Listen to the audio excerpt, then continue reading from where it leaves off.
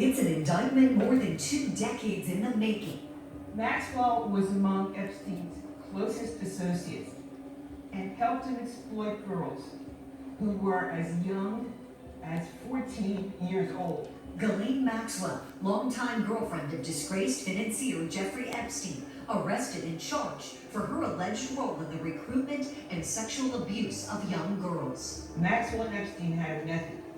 Typically, they would befriend these young girls by asking them questions about their lives, pretending to be taking an interest in them. They would take them to the movies and treat them to shopping trips. Maxwell would encourage these young girls to accept offers from Epstein to pay for their travel and their education, making these young victims feel indebted to Jeffery Epstein. Investigators say Maxwell played a critical role in what has long been believed to be a sex trafficking operation spanning decades and crossing continents. After developing a rapport with the victims, Maxwell then tried to normalize sexual abuse with a minor victim through a process known as grooming. For example, Maxwell would discuss sexual topics with the victim and undress in front of the victim or be present for sex acts involving the minor victims and Epstein. Maxwell's presence as an adult woman helped put the victims at ease. The 18-page indictment claims that between 1994 and 1997, Maxwell knowingly facilitated Epstein's access to victims, knowing his preference for underage girls. Maxwell and Epstein worked together to entice these minor victims to travel to Epstein's residences. His residence in New York City, on the Upper East Side, as well as Palm Beach, Florida, and Santa Fe, New Mexico. Some of the acts of abuse also took place in Maxwell's residence in London, England. Investigators have also charged Maxwell with perjury for allegedly lying during a 2016 deposition.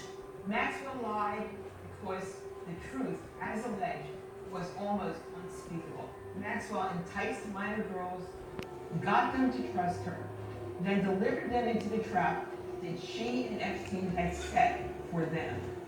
She pretended to be a woman they could trust. Maxwell's indictment comes almost a year after Epstein's own indictment on federal charges of sex trafficking minors in Florida and New York.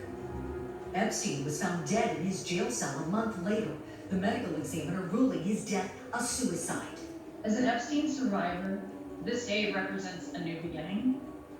This is the beginning of justice, which we survivors have been seeking for decades. That was Maria Farmer, who claims both she and her sister were abused by Epstein and Maxwell in the early 90s. While Maria's allegations were never prosecuted, investigators are hoping Maxwell's indictment will help heal old wounds. There never was, nor shall there be an excuse for the criminal behavior you were subjected to. We know that your quest for justice has been met with great disappointment, and that reliving these events is traumatic. The example set by the women involved in this investigation has been a powerful one. They persevered against the rich and the connected, and they did so without a badge, a gun, or a subpoena, and they stood together. The arrests in this case may not end with Ghislaine Maxwell. The target is not just this woman. The target is the entire organization that allowed this kind of perpetual systematic and habitual abuse to exist out in the open for so long. I will not be surprised at all if there are additional arrests, additional people brought in, both unknown and possibly very famous. This is a black book filled with a lot of big names, and people are running scared. That includes England's Prince Andrew, who investigators have been trying to talk to for months. I'm not going to comment on anyone's status in this investigation, but I will say that we would welcome Prince Andrew coming in to talk with us. We would like to have the benefit of his statement. I don't know what kind of brokering's going on back there. I do know that the British people are demanding answers.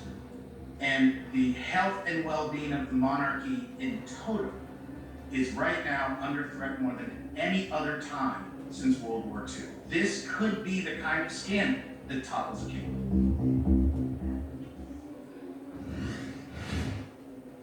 This is is beyond a scandal. I mean, when you think about how long it went really unpunished and how many victims there potentially are and who is connected. You know, who is the target? Who is part of this whole operation? Let's bring in Court TV anchor Julie Grant. Julie, great to see you. I'm going to start though with the target of the operation. This is the big question everyone has. Who else could be involved? Who else is involved? Is there any indication from law enforcement investigators how deep this is going or how much further they think it's going to go at this point?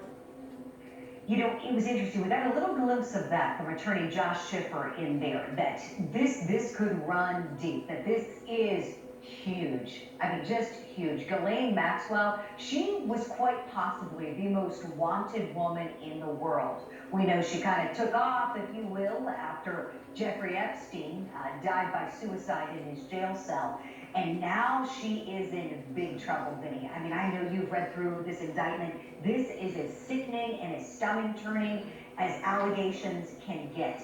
And my guess is there are a lot of really powerful people real nervous tonight as to what might happen if she might start squawking, because we know this is a very wealthy woman who's used to living the high life. She's a very well-known British socialite, has tons of money, and she got a surprise visit from the feds picking her up on Thursday at her $1 million home, and sure, she's not too comfortable in that jail cell. So I think a lot of folks are wondering if she was the keeper of the black book, if you will, if she was Jeffrey Epstein's madam, his groomer, his recruiter, so many more disgusting things, co-conspirator, all the things that the government is alleging. A lot of people ought to be real nervous tonight that she's going to start talking.